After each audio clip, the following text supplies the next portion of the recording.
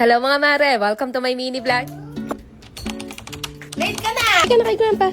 Bye!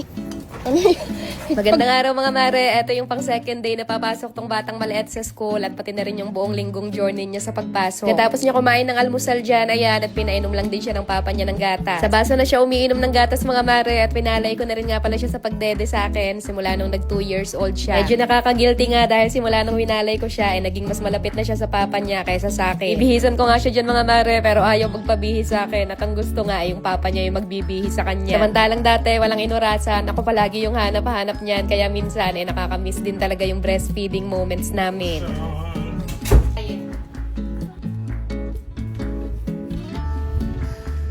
Ay, antok na. Di pa ka naalis eh, naghihikab na. Tayo dyan. Clean your ear. Babay na kay Lolo. Babay ka na kay Grandpa. Bye!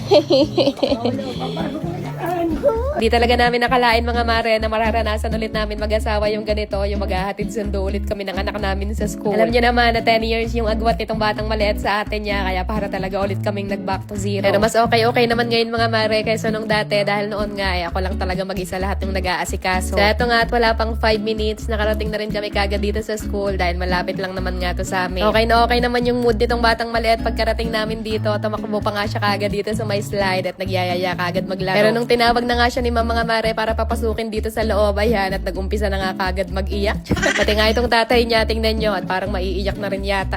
Tapos meron pa rin ng mga ibang bata na umiiyak din dyan, kaya para tuloy biglang nagkaroon ng do-it singing contest dito sa school. Kinuha pa rin siya ni ma'am kahit umiiyak siya, pero hindi daw talaga napatahan mga mare, kaya ayan, mga ilang minuto lang, kinuha na rin siya kagad nitong papa niya. Tingnan nyo naman ang paghikbe, sus Maria Joseph, talagang habag na habag sa kakaiyak at sinisinok-sinok na nga. Anong pilit namin sa kanya dyan mga mare, ayaw niya talaga pumasok at umiiyak nga siya kapag pinapapasok ulit namin siya sa loob. Kaya eto nga, no choice, umuwi na lang kami. Mahirap kasi pilitin kapag kaayaw talaga. Ito namang pinsan niya, kasabihin niya rin yan sa mga umiiyak kanina, kaya yan, at sumabay na lang din sa amin umuwi. Nahiiyak ka ng mga batuta. Paano ka mag-cry? Tawa-tawa ka ngayon. Ay, iyakin. Ipakita mo yung cry mo. Ay, iyakin.